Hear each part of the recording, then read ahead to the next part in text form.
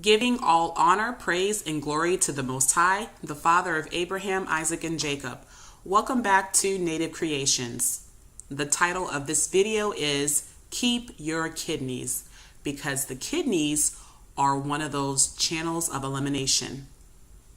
The liver turns fat solubles into water solubles, and it sends this water to the kidneys where the water is made into urine.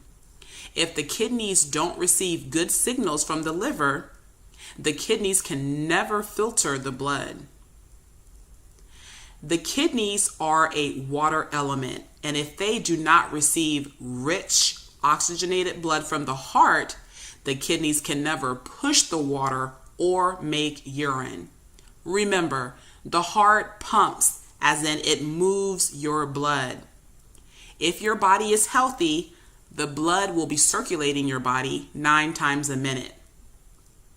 If the kidneys receive blood with toxins on a continual basis, you are looking to be put on dialysis.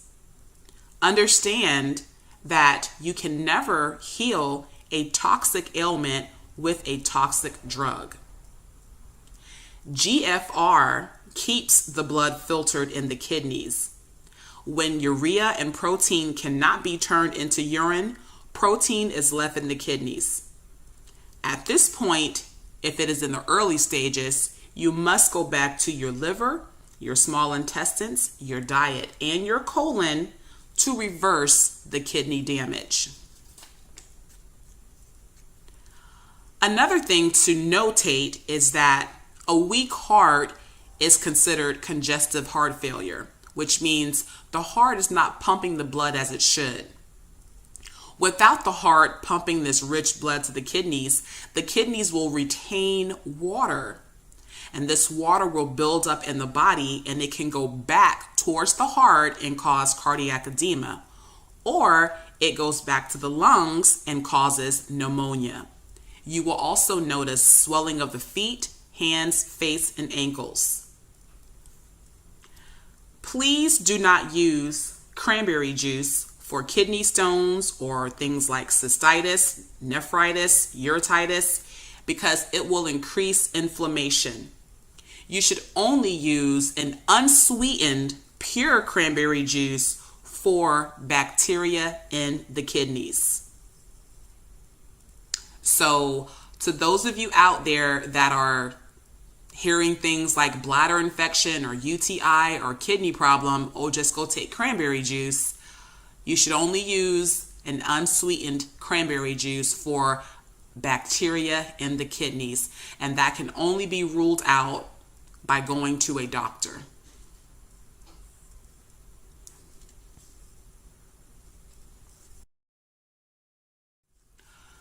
Functions of the kidneys are that they remove waste, balance water, regulate blood pressure, regulate red blood cells, regulate acid, and they secrete hormones.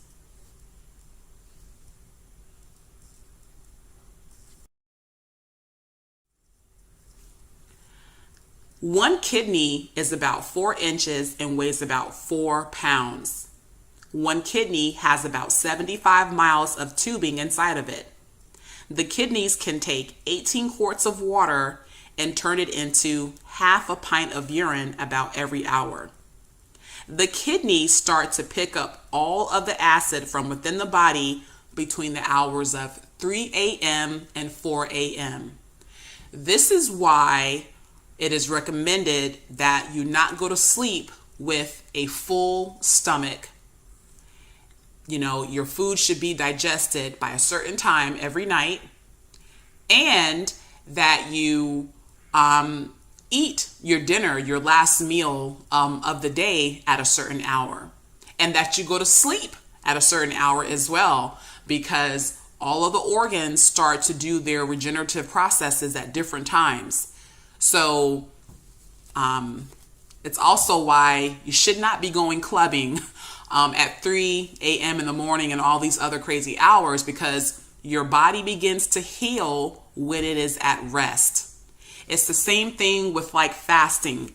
You fast physically to give your organs a break so that they can rest and regenerate and become stronger, and to clean your system out.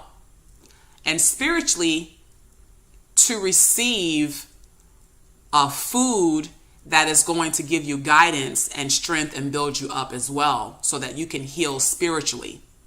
So it's important that you eat, your meals in a certain way, and that you eat them at a certain time of the day, and that you get rest, that you get plenty of rest at a certain range of hours.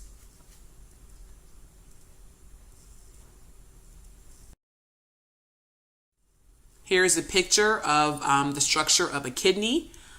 So if you would like to study it, here it is. And these organs are very powerful. Even though they're very small, they do quite a load of work in the body. If you remember, or if you have watched my other video on the heart and the lungs, I made it be known that, the heart and lungs control each other, but also the kidneys and heart control each other as well. So if you're putting your notes together from this video and those two videos, you will clearly see how the three of these organs need to be in complete balance and alignment with each other in order for you to have optimal health.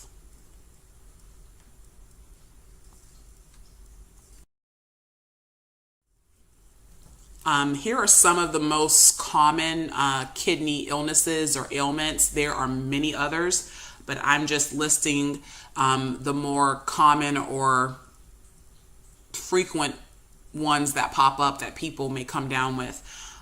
Kidney cancer, cystitis, uretitis, nephritis, those are all inflammation. Kidney disease, kidney failure. Once you have protein left in the urine, it's going to put you in, stage 1, stage 2, and it's going to keep progressing to stage 3, 4, and 5 if you don't do something about it. So kidney failure is like the onset of kidney disease, and it comes in stages. Urinary tract infection and kidney stones.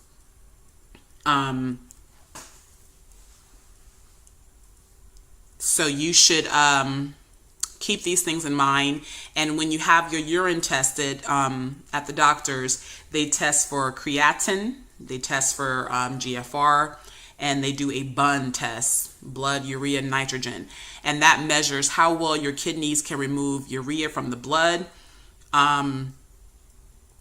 Things like heart failure, dehydration, and a high protein diet can raise your BUN levels. You have to be careful with this new age of, vegans and vegetarians or just other health people talking about increasing protein in the body all the time. I said in one of my earlier videos, if you are over the age of 21, meaning you're an adult now, the proteins that are the building blocks of an individual, you have been built. Okay, you are now complete. The protein has built your body because now you're an adult. You do not need to keep increasing your intake of protein. A lot of these commercials and social media websites and these articles are advocating the use of protein. That's too much protein for an adult. The older you get, the less protein that you need. When you're 21 or older, you need to maintain protein. Maintain it. Okay? Because too much protein can cause a lot of problems for your health. It's the same thing with hair. A lot of the so-called black women and this natural hair movement are the same way. Protein for the hair. Too much protein, especially for our type of hair, is detrimental. It will snap, become hard, and break off. Some people need different levels of protein for their hair depending on who they are, but An overload of protein is not good. That's why a lot of so-called Black women or even Hispanic have a lot of hard times reaching a certain hair length or keeping their hair healthy or thick or whatever it is. You know, the hair suffers because of protein overload. And your hair will tell you, it will show you signs of when it needs protein. Every time you wash your hair, you don't need to be putting protein in your hair like that. It's just way too much. So the same way it is with your body, it's the same way for hair. Children need a lot of protein because they are still growing. They are babies, they're children, they're still growing. Even a teenager. But a teenager will need less protein than a younger school-age child. So I can't stress that enough because a lot of these recipes and diets that they have on YouTube are completely incorrect when it comes to the protein intake. Your GFR estimates how much blood passes through the glomeruli each minute. These are tiny filters in the kidneys that filter waste from the blood. The creatinine test measures how well your kidneys are functioning, and creatinine is a chemical waste product in the blood that passes through the kidneys for filtering and elimination in the urine. It is a byproduct of normal muscle function. The more muscle that you have, the more creatinine you will produce. So be careful with your protein intake because it's not good. You don't want to end up with kidney disease. And that's why I always spoke about salts. First of all, you should be eating real salt, not salt that is a percentage of glass and sand. You need real salt, but not so much and not too little. You also need potassium, not too much, not too little. Salt intake and potassium intake need to be balanced. They need to be balanced. Too much potassium will affect your kidneys, just like too much salt will affect your heart. And why is that? Because the kidneys and heart control each other.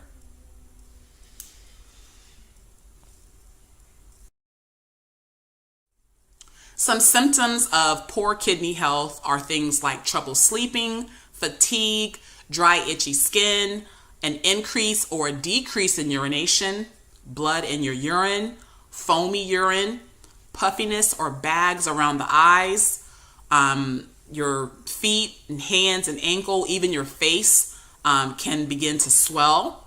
You can have a reduced appetite, have muscle cramps, or the inability to concentrate. So it's not just about having pains in your lower back or your lower groin area. There are other symptoms that will let you know something is wrong with your kidneys.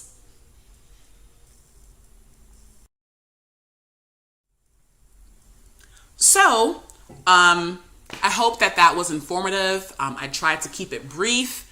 I strongly urge you to go back and watch the video about the heart and about the lungs. The next health video will be on diabetes because most diabetics have kidney and heart problems or they have heart and lung problems.